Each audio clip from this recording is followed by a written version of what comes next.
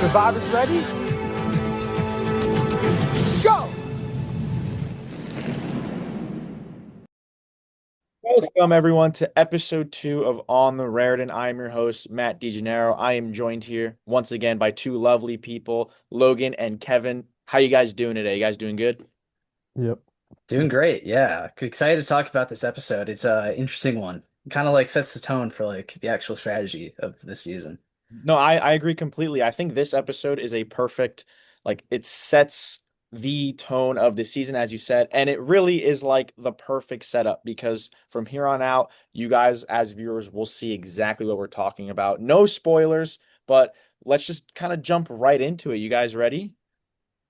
Let's do it. Yeah, so let's build on that sentence I just said. It sets the tone of the season. And in this episode, we start off with something different, a pre-episode scramble. So we got a lot of content from the contestants from outside the game, giving their input. Something we didn't really get too much of in season one. I know Logan, you were the main guy in season one that was really giving us the out of episode content. So maybe you can kind of speak a little bit more on this. But the first confessional we see is Kyle and Faith sitting in Kyle's car, I believe, and they just talk about their relationship and the strategy. So, is there anything that you want to touch on? Anything you want to talk about that specific alliance?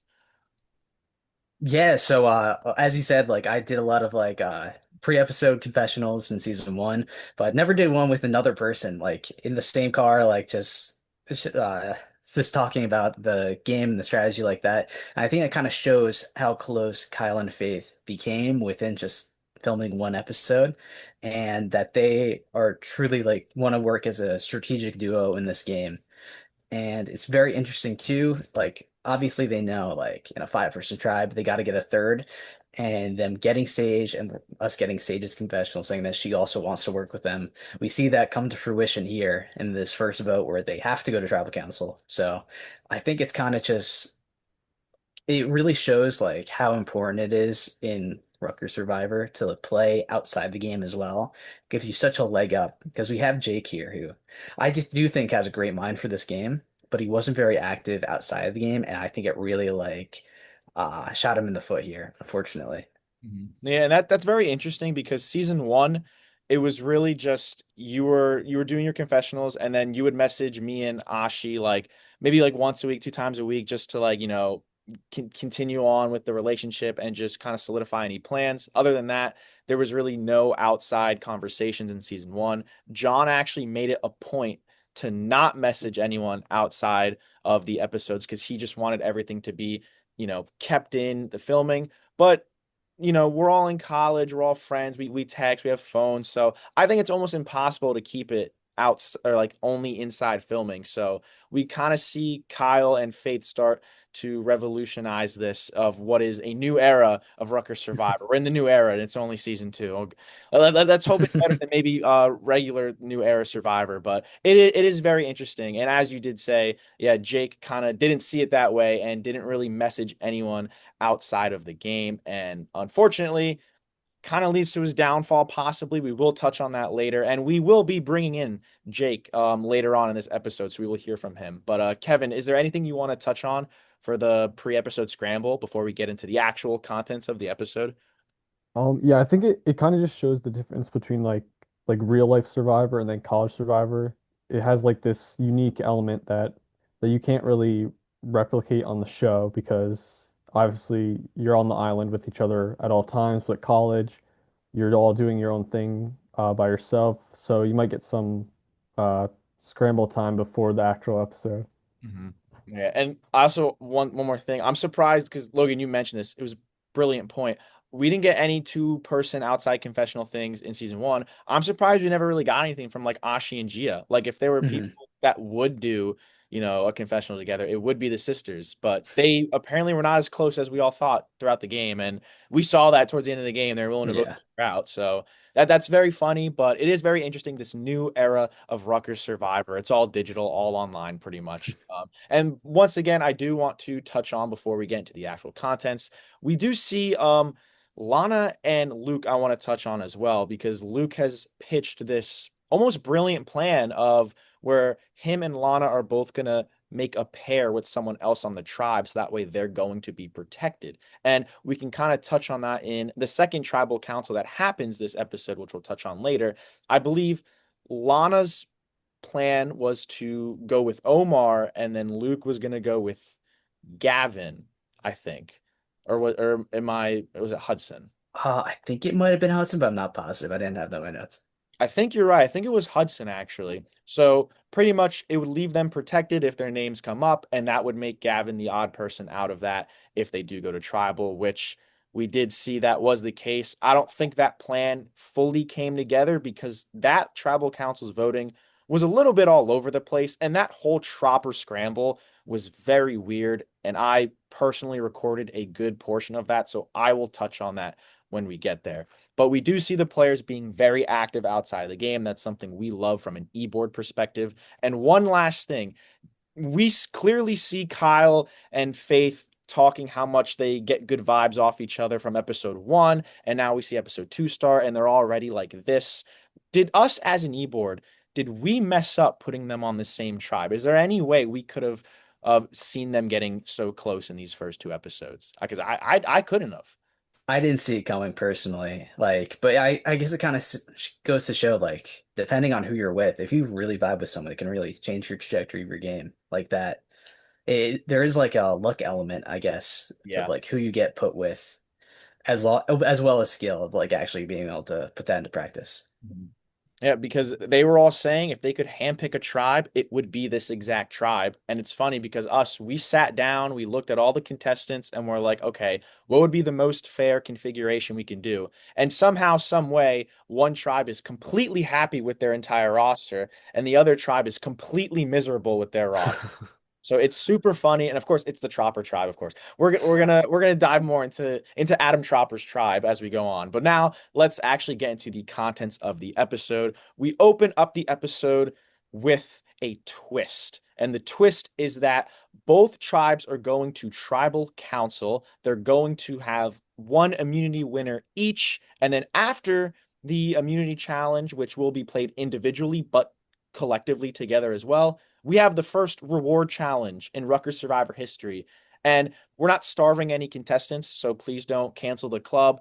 It's just a fun little, for pride type of thing. Like, all right, whoever wins this reward challenge gets to be the third person voted out instead of the second person voted out. So it's just a little bit of an ego thing because I know people don't want to, they want to last as far as they can in this game. So Kevin actually was not there during the actual challenge portion. So he can add on as a viewer, but me and Logan can add on as the actual production crew from that standpoint. So, Logan, I was wondering if you want to touch on a little bit how we set up that immunity challenge because we were actually all in Max's apartment like testing like little footages of the actual picture on the screen. Do you want to touch on that how that came to be? Yeah, of course. So, pretty much, so we usually do like an e-board watch party for the whatever Survivor season was on. I think it was, yeah, 48 when we were or 47. 47 probably. Yeah, it was 47 when we were filming this. So pretty much we went to Max's apartment and we just set up in his kitchen floor just a bunch of different stuff that we had. Some of it, like the cups and the cones, those are stuff that we bought for the club. Other things were just things on like Max's desk. Just Mhm. whatever we could use to like create as confusing of a image as humanly possible. Even just looking at it now, like rewatching the episode, I'm like, wow, this is so chaotic. And like, I don't know how they got it, but I think we gave them enough time that was fair. And it led to an interesting result. Yeah, it's like you said, I'm surprised they got as many questions as they did right because there's just a lot of like randomness like on that paper. And it's a little bit of a Big Brother-esque type of challenge. Like you don't really see that type in Survivor, but we had to get creative. We are a college organization. We're on a little bit of a low budget. But pretty much to sum it up, each contestant is giving a paper of like it's a big image of random objects. They're given 1 minute to study it. after that minute, we're going to ask questions. You get the question right, you get a point. Person at the end with the most points wins immunity for their tribe. And as we see, we go on throughout the challenge. A lot of people succeed. They do really good. We see Luke and Faith absolutely dominate the challenge. Jake was really close. I believe he was 1 point off. So who would have known how this season would have turned out had Jake won the immunity? Other players, not so much. Kyle failed pretty much miserably in that challenge. He was flat out terrible. One of the worst performances in Rutgers Survivor history. That's a joke. But anyway, he was not great in that challenge, and it's shown because at the end of the challenge, it looks like he's just given up. And sometimes I feel that. I feel that I've missed a couple of, ball tosses in my days, and any trivia challenges I'm not too great at. Anything involved with smarts, I'm not the best at. So I get that, Kyle. It'll be okay. But those two, they do win the challenge, and then they go to the reward challenge, and they just a little slide puzzle that we had to give the instructions for because I believe, I think the three of us might have tested it in Max's apartment or something like that, and it was close to being not impossible, but it was really hard to solve. Like it It took a was long time. ridiculous. Yeah, like without like I am sure some people at home like they would see that we gave them the instruction and be like, "Why did you do that? That makes it so much easier." But believe me, like it took a while even with the instructions for them. And yeah, without it, we would have been there for another hour, 2 hours. Like that puzzle is legit. I don't think we realized buying it how difficult it would be because it looks so simple. It's just a little slide puzzle, but Yeah. yeah, it was rough. And I believe so. I think because Luke ends up winning against Faith here. Faith, she didn't realize that it was like 1-for-1 with the instructions at first. So I think that really gave Luke the head start there. No, yeah, Luke definitely had a little bit of a jump start there. And also, like Logan was saying, we didn't want it to take too long. And this was the first, is it the first night shoot in Rutgers Survivor history, I think? I think so. Yeah. Maybe, yeah. It And was kind of late at night. yeah, it was a little different for us, and thankfully, all the contestants were very committed to staying there late at night that we could get this shoot done, and we wanted to get them out as quickly as possible because it was very late. But with that being said, we finally get a glimpse of the Slattery tribe going to their first tribal council, and they're going to be the ones going first, and that adds to the nowhere to hide element because Luke won the immunity, or because Luke won the reward challenge, his tribe gets to go to tribal council second, and they also get to sit in and listen to the Slattery tribe tribal council and gain any bit of information that they can, hence the nowhere to hide element. So I think the best way to go about this is because the scramble for both tribes is kind of, intermingled throughout the edit. We can just kind of tackle one tribe at a time. And I think we should go in the order. So why don't we talk about Slattery first? You guys prepped? Yeah, sounds good to me. All That right, was the one I recorded, so I have a little more info on this one, but perfect. Kevin, which do you remember which tribe you recorded? I did Chopper. I think by the time I got there it was like during the tribal. So Oh, you got your I don't think I filmed any of the scramble. Okay. Okay. Interesting. All right. So then Logan has some good info or good insight on the Slattery scramble. I should have some good insight on the Chopper scramble. Can't wait to talk about that. So before we get into it, Logan, do you want to kind of lead, or is there anything specifically you want to talk about the Slattery scramble? Because I didn't record a single lick of it. yeah, sure, I'll take the lead here. So obviously there's like plans and sub plans, but the main core here is that Faith, Kyle, Sage trio, and it's pretty much choosing between Jake or Jaden. So we got a little bit of that in the beginning before we actually started filming, where Kyle says that they would rather take the shot at Jake here because I think he's more of a threat. He knows the show better. He's a fan. He was very open about that. Jaden, I don't think had seen much or at all of the main show beforehand. So the main plan was to get out Jake here. We see Jake and Jaden push Sage, but obviously like since Kyle and Faith had put that time and effort into getting Sage to be like a part of their trio, it just wasn't going to work, unfortunately, with like the small time frame. But I guess the one thing I wanted to highlight here is just being in the room.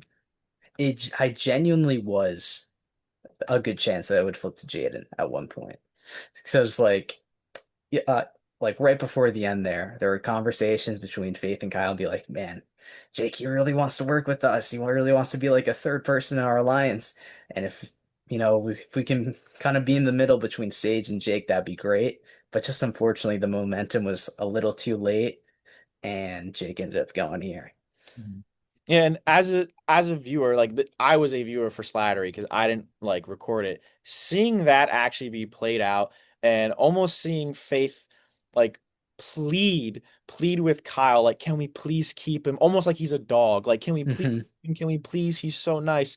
It breaks my heart because Kevin, I don't know if you remember, but Jake was like like on the bus with us on the way back from the involvement fair. We were chatting with him and I don't know if you guys remember, but I remember him being like one of the first people at our table at the involvement fair. So Yep. to kind of see it be played out like that, and like it's just so upsetting. And I kind of do want to ask Jake a couple questions, like if he thinks that was the smart move, like why not bring him in and keep him happy, keep him thinking he's safe, take Jaden out, and then like you said, Logan, uh, Faith and Kyle can kind of just ride the middle between Sage and Jake. So these are questions I'm definitely gonna, implore with Jake. I'm gonna ask him. And then in the actual episode itself, we do see a little bit more personality from Sage, kind of really wanting to build on that villain arc. And I just think that's so great. And it just provides such great content.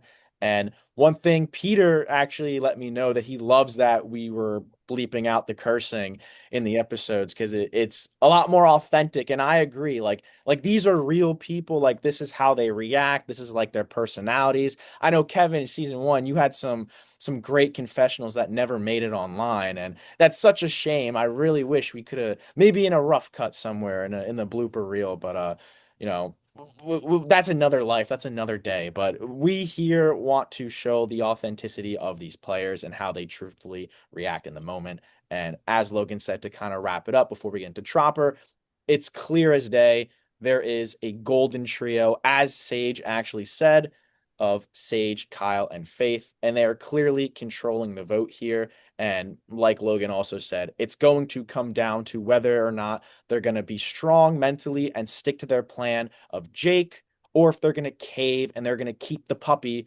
and they're going to execute Jaden. So we go into the Slattery Tribal Council, and I believe it was a 3-2 vote, if I'm not mistaken. Uh, Hmm. Jake and Jaden both put their votes on Sage, and I believe Jake's reasoning was because she didn't really mesh as well with the tribe or wasn't as open as everyone else was. And then the Golden Trio, in this case, in this episode, votes out Jake in what was one of the most heartbreaking vote offs me as a host I had to read. I really did not want to read his name. It was just so rough for me to do it, and just the fashion it went out. You could see Jake was so upset and very shocked and taken aback by it. So it sucks that Jake had to go second. I wish he could have lasted longer. Maybe he plays the game again one day. Who knows? You never know. But before we go on to the Tropper Tribes Scramble and Tribal Council, do either of you have anything to add to the slattery? One last time. Yeah, so yeah, Jake, he's been very active since then. So we really appreciate him playing. I feel like there's so much like missed opportunity there. But I guess the one last thing I'd want to touch on strategy wise is the fact that it was a 3-2 and how just like with Trapper Tribe that we're about to talk about, it's like three people voting together and one person being left out going into the next round. It's kind of Mhm. like a three versus one. Jaden was on the outs here, which is interesting. And I feel like it kind of I'm sure it's going to play into later rounds as well.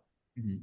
Yeah, that's very interesting as to why they didn't just kind of rope Jaden in. And I think Jaden in the next episode or later on or some point said he would have been fine voting out Jake just had he just not been like lied to. Like he would have been fine. He just didn't want to be left out of the vote. And that's totally understandable. But as you said, now potentially you have an enemy in Jaden who, if there is a merge or a tribe swap, which at the end of the episode, spoiler alert, there is a tribe swap you do see in the next time on Survivor. Jaden can easily just flip over to the people on the other tribe and then, really wreck some havoc for the Golden Trio, the newly formed Golden Trio. So I'm gonna definitely ask Jake about that, his thoughts on that when we do bring him on. But I think with that being said, why don't we go on to everyone's favorite tribe, the Tropper tribe, and talk about their scramble. So like I said, I was one of the very blessed people to be there and watch their scramble. And I was sitting in a desk chair like this for 30 minutes, and it was genuinely cotton candy, rainbows, Pop Tarts, ice cream. That's all it was. And I felt Lana really wanted to talk strategy, but she didn't want to be the one to break the ice and, really kind of put herself in the spotlight. And I don't blame her. You kind of have to match the energy and match the people in the room depending on how, everyone's kind of feeling and speaking. So you kind of see and feel her pain in that moment. Next part of the scramble, we see Omar. I believe he privately brings in Hudson and Gavin. We finally do get some strategy talk, and there's a lot of pinky promises that are made in this episode. And Omar says it later on in the episode, you cannot break a pinky promise. And it seems that Omar makes a pinky promise with them that he will never vote them out. And he seems to agree to that, and they make a pinky promise too. And that kind of doesn't resonate in the actual episode because I believe the final vote was 3-1 to 1.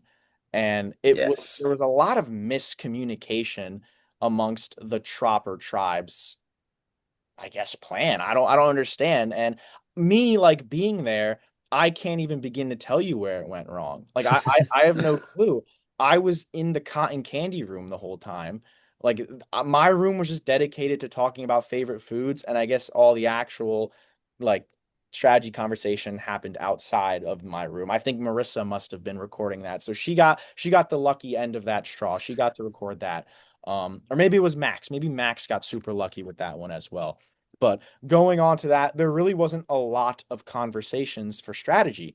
And I guess it must have happened in another room, and they all just kind of come together and they vote Gavin. And I do want to go and touch on that tribal council where it is a 3-1 to 1, where I believe it's Luke, Lana, they stick together, and I think Hudson's the other third Yes. for Gavin. And then Gavin puts his vote on, I think it's Hudson. I think it is. Um, Or, yes, I think. and then Omar puts his vote on Lana. Lana, yes. And when the votes are read, you can clearly see like Omar is visibly like shocked that the vote went the way it did. Like Hmm. by the time the third vote is revealed, Omar's like hand is on his face like this, and you can see his eyes widen. So there's a very clear thing of miscommunication, and maybe there's a lot of uncertainty and dysfunction going on amongst this OG Tropper tribe. Who wouldn't have the Tropper tribe any other way, right? If only Adam was here Exactly. to really witness it. I'm sure Adam would not be proud of them. Well, I'm sure he's in a different way.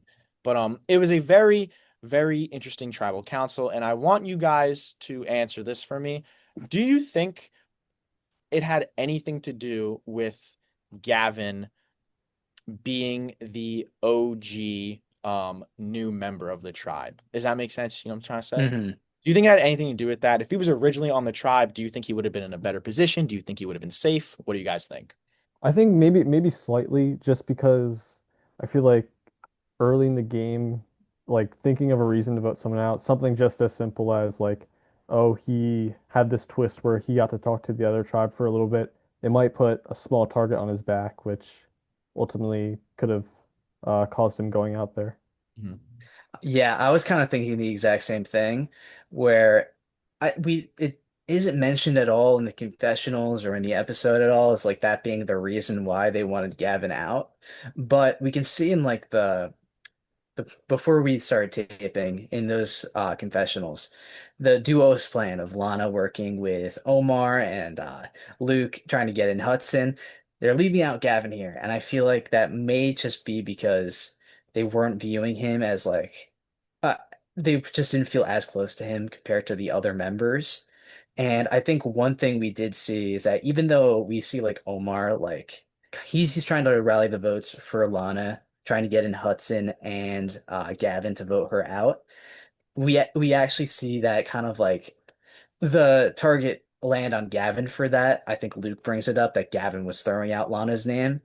And sometimes that's all it takes is like if you get the blame for being the one throwing out the name, even if it was like a collective effort or more one person compared to you, if that blame gets put on you, you're going to be the target no matter what. Yes, and that's why it's so risky, especially because we are in such tight spaces and we only give them so long to speak that literally the smallest reason, any reason could be for your downfall, especially in the early parts of the game, because no one wants to be the first couple of people voted out. Everyone wants to, last longer, make the merge. That's everyone's goal for the most part, and then eventually go on to win. So yes, any small reason like that could be someone's downfall. And adding a little bit, I know Gavin was probably really mad that I kept asking him, "How does it feel that you're the new member of this tribe?" And you can see him get a little like he can get a little annoyed, and I don't blame him because I definitely did ask him a lot, and I feel like that's all I associated him with throughout the season. But it was the case. It was a very interesting situation to be in where he was allowed to mingle with both tribes at the start, and it just so happened that the Chopper tribe lost the first challenge and he has to join their tribe. It's now an interesting 4-4 going into the tribe swap phase of the game. And that is very interesting because for season one, it was also 4-4 going into merge. So with this tribe swap, how is it going to affect the game? How different is it going to be? Is one OG tribe going to take control of the numbers for the next phase of the game? Is it going to affect the merge? You guys are going to have to find out. I think, in my opinion, season episode 3, I think is where the real season starts because I think these first two episodes were just to kind of set up. You meet the people, they build their relationships, and then episode 3 is truly where you see everything get put into place and the actual gameplay and the real strategy and all the real fun aspects of Survivor really starts to come into play. So keep keep that in mind, everyone. If you're thinking it's a little boring, I think it's great. If you think it's a little slow, don't worry. The season is going to pick up. It's going to be phenomenal. But with that being said, we are going to bring Jake in for his exit interview. So everyone stay tuned. I'll go tally the votes.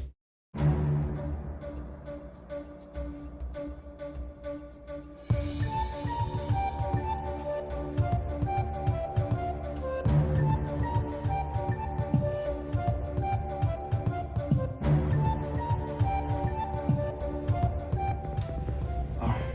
Once the votes are read, the decision is final.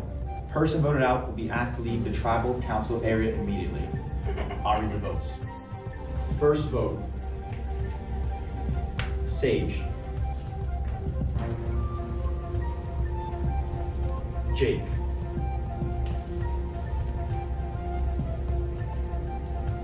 Sage. That's 2 votes, Sage. Jake. We are tied. That's 2 votes, Jake, 2 votes, Sage, 1 vote left. The second person voted out of Rutgers Survivor, nowhere to hide, and the second member of our jury.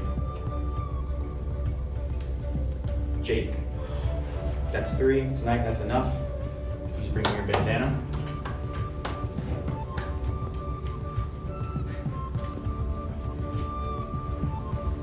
Jake, the tribe has spoken, man. Thank you for fighting. Welcome back to On the Raritan. Once again, I'm your host, Matt DeGennaro, joined here with Kevin and Logan. And this time, I'm joined here with season 2 contestant, and unfortunately, our season 2 second boot of the season. Joined here with Jake. Jake, how you doing? Doing good. I'm all right. A little sad that I was the second boot, but it's all right. We Yes. moved past it. Yeah, you join a legendary club though. You and Ethan Green join the second boot club though. That's kind of Yeah, some elite company. Boston Green. It's good company. Yeah, it's all right. I had a good experience overall, so it was fine. That's good. I'm so glad to hear that. And that's all we want to do. We just want to share the love of Survivor with everyone. And I was talking with Kevin before, like on the first part of this podcast, where we talked about how you were the first person that we like remember on this cast at the involvement fair. I remember talking to you, and we remember you actually on the bus ride back after the involvement fair as well. I don't know if you remember that. I do remember that. Yeah. We waved to you, we said hi, and then you were like, "Who are you guys? Do I know you guys?" I don't know if you remember that. That's so I funny. talked to so many people that day. I'm so sorry, but yeah, I do remember that. It was like I already knew I was gonna join Rutgers Survivor because let me be completely honest. I am wearing my Survivor shirt right now because I'm ready for this. I have a Survivor blanket behind me. You can't see it, but I have Survivor sticker on my laptop. I'm like the biggest Survivor fan I've ever known. So when I found out that there was a Rutgers Survivor, I'm like, I'm joining this no matter what. It's not a question. Did I know I was going to be a contestant? Not really, but you know what? I figured, why not? So when I found you guys at the involvement fair, I was like, this is the club for me. I'm not. There's no question about it. Mhm. We're I so glad to have you too. Yeah. I was the same way. I saw the table. My brother sent me a photo, and I'm like, hands down, I'm doing this. I didn't focus on any other club I signed up for. I was fully committed. And unfortunately, the game was a little quicker than you would have liked. And I do want to start touching on that a little bit. And I know me, Logan, and Kevin, we do have a lot of questions we want to ask because this episode, we really saw a lot of strategy from the Slattery tribe and the Chopper tribe, but we're going to focus on Slattery for you, of course. So, first thing I want to ask you is how did you feel leaving episode one, going into like the next portions of the game? Did you feel like you were in a good spot, after first impressions? Yeah, leaving episode one. I mean, episode one was so like kumbaya because everybody's in a group. There's no real like pulling people off to the side because we won the first challenge. So it wasn't like a real scramble. We were all just kind of sitting around waiting for Chopper to be done with their business. And a lot of like behind the scenes stuff that like wasn't really shown on camera was just us talking about like nothing really. We talked like a little bit about like, oh, who do you think's going on the Chopper tribe? And there was like a whole thing with like oh, who do you think is like the big threat or whatever. But there was never really any like one-on-one discussion that was like honest. It was just kind of everybody in a group. So I remember leaving the episode and I think even somebody, I think it might have been Kyle, somebody asked me if I was going to text anybody and I was like, I don't really think so. I don't want to play too hard. I don't want to be like, texting people. Now I regret that obviously. But so leaving episode one, I felt like, oh, this is fine. I'm just gonna like take things as it goes. I think overall my attitude in like this entire like experience was I want the game to kind of like pass me by and like I'll go along with it. But what ended up happening instead was the game left me in the dust. So it was kind of like my own karma, I guess, of like not playing hard enough. But leaving episode one, I didn't feel that way. So I was like completely blindsided by everything that happened. Okay, that's actually interesting because my next question I have written down is actually why didn't you text anyone? Like Yeah. I was gonna ask you your mindset behind that because in season one, it was the same thing. Episode one was like Kumbaya, we're all getting to know each other, and then going into episode two, that's when people started to really solidify those relationships. That's when Logan reached out to me, and then we had the whole thing with our three-person alliance that kind of Yeah. carried the game. So that is almost a pivotal thing, and I'm very interested to see if people in season three start to pick up on that after episode one. Just start texting people. And it is a new era of Rutgers Survivor, we were saying, where everyone just kind of, it's very online driven now, where people, I think most of the discussion almost happens outside of the game and not in the Yeah. game. It's kind of funny. But Yeah. the next thing I wanted to ask you in your pre-episode scramble, you talked about how you were very close or you felt very close to Kyle. And obviously in the episode, unfortunately, that's not how so I wanted to ask why Kyle specifically out of everyone on the tribe? Why did you feel, that you could be really good with him? I will say that like going into the scramble and like and just overall like my thoughts on the whole thing and like when I said I was close to Kyle, I will say that from the very like beginning of the episode, it's clear when I'm in my car that I can tell that Faith and Kyle are going to be close. They're going to be working as a duo. It was just kind of a vibe. Like I just kind of threw that out and thought maybe. But I think from that observation, I was hoping to get close to Kyle just because I felt like we had a nice conversation. Like I think we were talking in the group, and then also like when we were like walking away, I was like, oh yeah, this guy's cool. But it wasn't really like a like I'm locked in with him. It was just kind of like maybe it could be something, but I probably should have solidified more things. But I will say like just noticing that Faith and Kyle were getting close, I was thinking my strategy going in was okay, I'm gonna, attach myself as a three to them, hopefully. And then I'll have Jaden in my back pocket and then I'll be like covered with all my bases.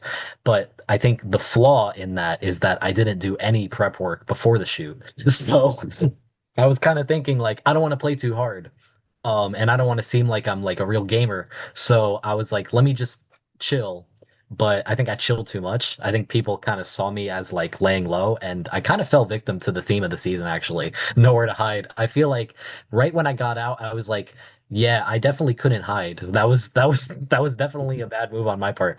But I had like I think a mix of some good reads and some bad reads. I think the read that Kyle and Faith were going to be close was like kind of right, but and that Jaden was going to kind of be on the outside. Like I was right about those things. What I was completely blind to was Sage being close with them also. I kind of thought that Sage was in like the same boat as Jaden where she probably wasn't that close with a lot of people because I think she left like early in the first shoot and then I was thinking like is anybody going to text her? I don't know. But I was completely wrong in that. I was completely wrong in that they wanted to work with Sage and they wanted to work with Sage over me. So I think that overall I messed up in my reads, but I also just messed up in my I guess like evaluation of people. Also, one other thing I want to say is that I completely underestimated like half the cast. I kind of like went in thinking I'm a Survivor fan, and that kind of leads me into my next point that you could be like a huge Survivor fan and have absolutely no idea how to play the game. Like I see how it goes on TV and I'm like, "Oh yeah, that makes sense." And then I get in there and I'm like, "I don't know what I'm doing." I felt like like most of the time I was not that confident, but I will say that like I underestimated every single person there. I thought I was like the biggest fan. I was like, I'm gonna dominate this game. And everybody just kind of like said, they were out to get me. So I think overall I made a lot of mistakes, but it was still a lot of fun. I mean, yeah. To Mm. give you credit though, Jake, like one thing I wanted to bring up, like being in the room with Faith and Kyle, like you genuinely got really close to convincing them to flip onto Jaden instead, and to have you as like kind of a second, third, like so they can be like between both Sage and you. So I think you did a lot of really good work on the actual shoot and like actually working within what you perceive the structure to be. So I'll give you a lot of kudos for that. Thank you.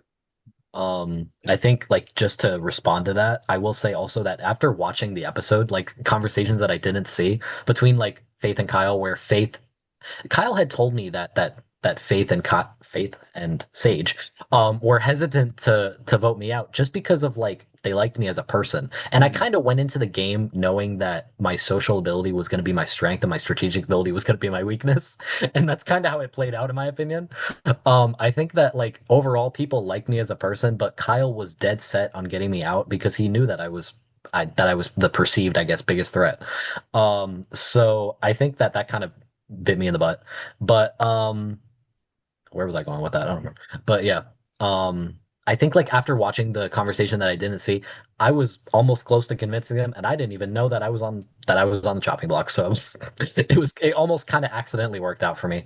And also when I was voted out, I think that when my first reaction when I was voted out was.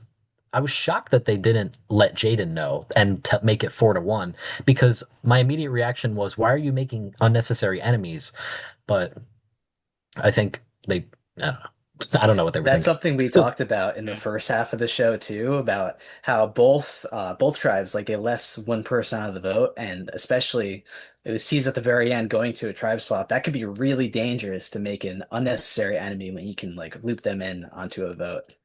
Mhm. Yeah. And I think it's interesting that I was almost that person. Like if they had voted out Jaden, I would have been left out of that. And I'm not gonna lie. Kyle was probably right in his read that I would have flipped. But if they had let me out, if they had left me out of the vote and not told me that they were voting out Jaden, just did it without asking me, I'd be like, what's up, guys? I thought we were good, but I think they made the right move on that part then. If they if they got rid of me.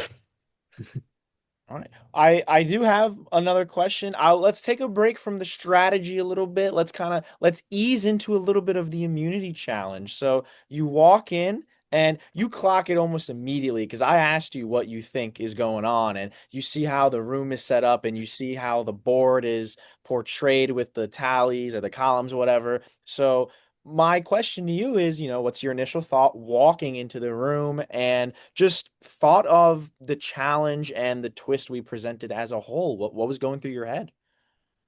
Yeah, the twist was nuts. I mean, it was just kind of the last thing you expect, especially on such a small scale with 5 people on each tribe. You're thinking, it's just going to be a normal immunity challenge. But then as soon as I saw that everybody's names were up there, my immediate thought was, this is an individual thing, and I don't know what it is, but I was like thinking it could be a double tribal council like it was, or it could be like everybody goes to tribal, like it's like merge or something. But I was thinking like this is not good for me. I don't see a way that this could be good for me, given that I don't know half the other people. But also within my own tribe, I was just kind of nervous. Like I wasn't sure what was going to happen if I went into tribal. Nobody knows what's going to happen when they go into tribal, before the scramble. But it was just kind of like I was very worried, but also I was feeling decently confident that I had a chance to win. I don't think I'm necessarily like a competition guy, but I think that like overall I have a good head on my shoulders, and I think if I really locked in, I could pull it out. And I think I was kind of close to winning, but I was a few points behind Faith, so I give her that respect. Yeah, I think you were like 1 or 2 points behind, and it kind of wants me to ask, since you were so close to winning immunity, do you think that that maybe added to the reason why they wanted to take you out? Like, oh, Jake was so close, maybe he's going to be a threat going down the line. Do you think that had anything to do with it? I didn't see them talk about that, but also with that combined with I was like the main person on the puzzle in the first challenge, and like me solving it probably didn't give me any favors. But I think that I'm not sure if the challenge was really necessarily a thing. I think when they were comparing me to people like Jaden and Sage, like Kyle and Faith comparing me to people like Jaden and Sage, they were probably thinking like Jake knows the show. It's kind of obvious that he knows the show. So they were kind of thinking like this guy probably just kind of knows what's going on. As far as challenges though, I think honestly there were probably better performers than me in my tribe. Like Faith was pretty good in both challenges, and I think Kyle was pretty good. I think Sage was pretty good. I think Jane was pretty good. I think they were all our tribe overall was really strong in challenges, which kind of threw a whole wrench into the whole double tribal thing, because I think if a lot of people were saying that like, if it was a normal team challenge, I think we had a good shot to win just because our whole tribe was pretty good at like those, I guess, different kinds of challenges. Mhm. Yeah, and I mean, keep in mind as well, I think the twist happened because did we plan this before the whole 11th or the 12th person situation? Was this was pre-planned, this twist? Um, yes, I think it might have been at a different spot, but we definitely did plan the double tribal at one point. At least, yeah, I'm pretty sure Final 10 still. So it's definitely very shocking, as you said, for it to happen so soon, and it is just a result of the person we casted to be our number 12 thought it would be funny if we had 11 instead. So it's just unfortunate scenario. I know no one expects that going into the second shoot of the season, but it's Survivor. I'm gonna steal Big Brother a little bit. Expect the unexpected. Yeah. You never know what you can get, especially at Rutgers Survivor. Um, Yeah. but maybe let's walk a little bit back into some strategy. I have another question for you. I remember talking to you about this a while ago. I don't know if you remember, but I believe you mentioned to me that you being the first person to leave the room for your tribe in the scramble, you thought that that had something to do with it. Now, obviously, we see that there was a plan concocted earlier that you were always probably going to be the target going into this episode. But I want just your opinion. Do you think had you stayed in that room and you had talked to Kyle or Faith first before they grouped up with Sage, do you think you maybe could have swayed their minds a little bit? Because as Logan said, you were very close to staying. So what do you think about that? Yeah, I think that when I first made that comment, I didn't know that there were things going on in the background that I didn't know about, like texting. But I think the point kind of still stands in that, like you said, I was very close to just persuading them accidentally, just by kind of like being myself and talking to them and saying that I trusted them all the way, which I did. Um, but that's really all I can offer in that scenario. I think that, but when I made that comment, I will say that I wasn't even thinking about numbers. Like when we were grouped up, all five of us, and it was time to scramble, all I was thinking was, I just want to play the game. I just want to, this looks so cool on the YouTube. I want to see how it goes. And the first thing I did was say, I'm gonna go into this room. Anybody want to follow me? And then Jaden says, yeah, I'll come with you. And then Jaden comes with me, and I realized that it's the two of us. And I think very quickly I was like, the other three are in that room. It's three versus two here. And I'm like, if a plan gets formed and they don't break from that, I'm not looking good, or Jaden's not looking good. And I'm like, this isn't good. But with that being said, I think there was also already things going on, like with texts. So I think there was a good chance they could have also just stayed loyal to that. Um, but I don't know. Mhm. Could have been a lot of ways that that played out, I guess. And one very interesting thing, I think it's kind of ironic too, where this season's nowhere to hide, and pretty much every scramble for the entirety of the season is filmed inside behind closed doors. And it's a little different for season one. We were pretty much outside the entire season. So we were able to monitor during the scrambles who's talking to who's maybe trying to lure someone over to their side. And for you, for your season, your situation, it's a little different. You don't know who's behind closed doors. So you really do have to be on top of, everything. And unfortunately, like we've been saying, it didn't even happen during the scramble. It happened before the episode was even being planned to film. And it's just so unfortunate. But you have to give respect to the trio because they did stick together, and they do have an enemy in Jaden, it seems, for leaving him out of the vote. And that's something that I thought reading the votes. Why not just keep Jaden in the loop? Why cut him out? Or, Jake trusts you guys so much. Why not just keep Jake? And, if you really want to cut him, you can cut him like after the fact. There were a lot of questions. And whenever we do have the opportunity to interview anyone from the trio, it's definitely going to be something. You're definitely going to come up a number of times because we were saying in part one of this podcast that we feel this episode sets up like is the final setup for the season, where the real season and the real stuff really happens episode three forward. And it's just unfortunate that you're the casualty. You're the result of all that happening. But Yeah. a lot of the questions that I had planned, I think you kind of answered already. So I'm gonna keep asking one more thing. Did you have any idea that you were getting any votes? Were you given any indication at all that any votes were gonna be falling to you? Like even like one stray vote? Yeah. I had absolutely zero clue that I was getting any votes. I will be completely honest. I was completely blindsided. I went in thinking I was like 90% confident that it was going to be 4-1 Sage with 4 votes and Jaden with 1 vote. I had no clue that anybody was even saying my name. Not a single person like came to me and said, "Oh, I think you might be in trouble." Not a single person said that. So I was thinking this is a complete blindside. And like after I was voted out.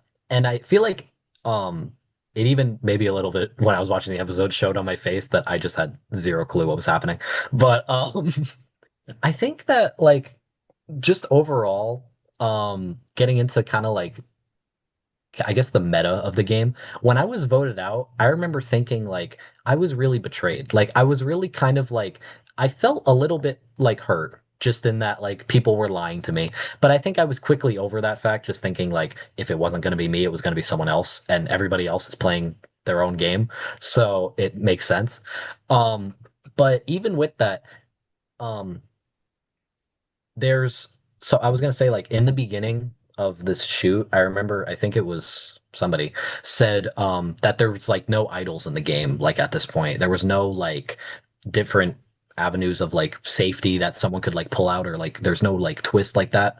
Um but however, during the scramble, people still lie to you and nobody wants to talk to someone and say, I'm going to be voting for you and these other two people are going to be voting for you and that's the way it's going to be and you can't do anything about it. And I think it's interesting because that's just not a fun way to play the game. So I think I'm much more like after all this has happened, I'm grateful that they lied to me. Like I'm grateful that they at least made it fun and they had fun blindsiding me, even though it's like, it was my own fault and like I'm upset obviously that I didn't make it that far. But I think it's almost kind of like interesting that even though you feel pretty confident that this person's going to go home and that you have the numbers to send them home, you don't want to tell them that and you still want to lie to them and kind of make it a blindside because it's the fun part of Survivor. It's like it's why we play Survivor. It's like fun to kind of like surprise people and there's twists and turns and stuff. So I think it's kind of interesting that back to the original point that I had no idea that any of that was coming and it was a complete blindside. And honestly, it was fun for everybody. So it paid off. All right, and then leaving tribal, I was gonna say, are you rooting for anyone on Chopper? Like, was that like the first thing in your mind? Like, oh, if that were me, I would have been so salty. I would have been like, nah, screw all you guys. I'm cheering for Kevin. Like, if that was me, if Werblin voted me out episode 2, I would have been like, screw you guys. I'm rooting for Kevin. Like Yeah. was that you? Like, you like go Omar, go Luke? Like, is that like what were your thoughts? Yeah. I will say that first thing walking out of tribal, I was thinking that. I was pretty bitter.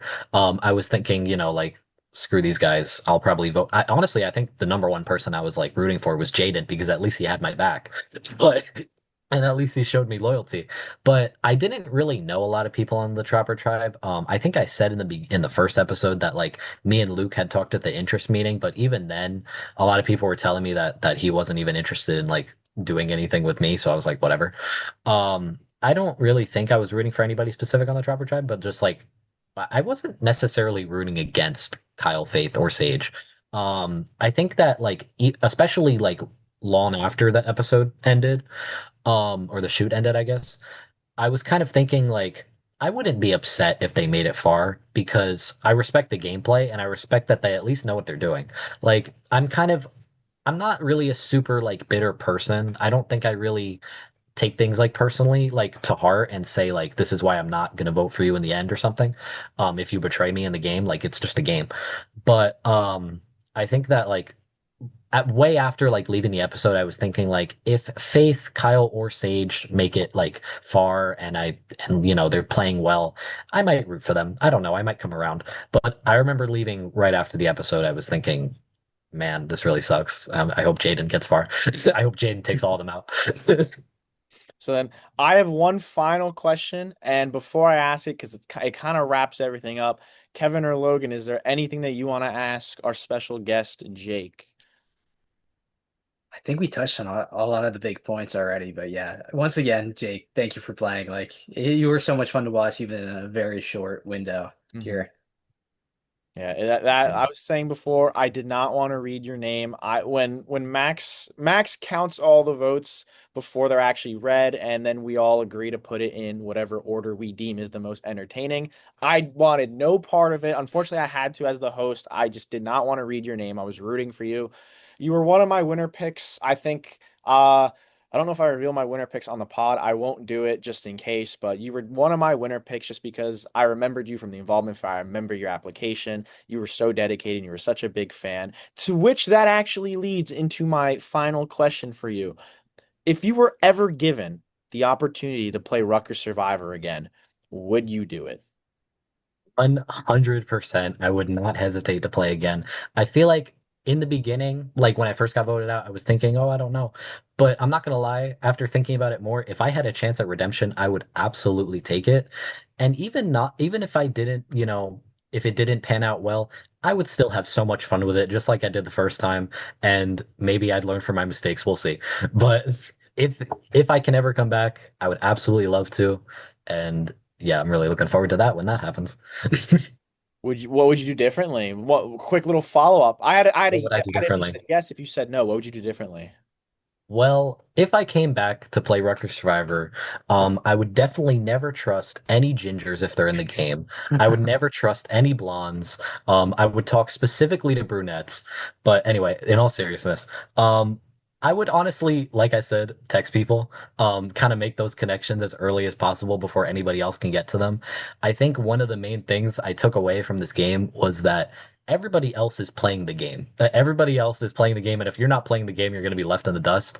I think that if you're not texting people, you're going to be the one that's not, and you're going to be the one that's outcasted. So I think that um play if anybody else is watching this and thinking about applying, play as hard as you can. Just have fun with it. Don't be like me and kind of think I'm gonna play the long game and then get taken out. It's not a fun experience. Just play as hard as you can and have fun with it. I think if I was coming back, I would do that. And even if it didn't work out, I went in full swinging and just kind of like tried everything and threw everything at the wall. So I think that's the best way to play, and I think that's kind of how I play, how I would like to play in the future. All right, well, thank you so much, Jake, Kevin, Logan. I think I'm all good with my questions, unless you guys have any other just questions that pop up in your head. You guys are all good. I think we're good. All right. Well, with that being said, once again, thank you, Jake, so much for Thank you. taking the time to come on the pod. And once again, before we end, never trust a ginger, as Jake just said. Never trust a ginger. But anyways, thank you guys for watching episode 2 of On the Raritan. Once again, I am your host, Matt DeGennaro, joined here with Kevin, Logan, and this time we're joined here with Jake. We will see you guys all in the next episode of On the Raritan. See you guys and have a great night. Survivors ready?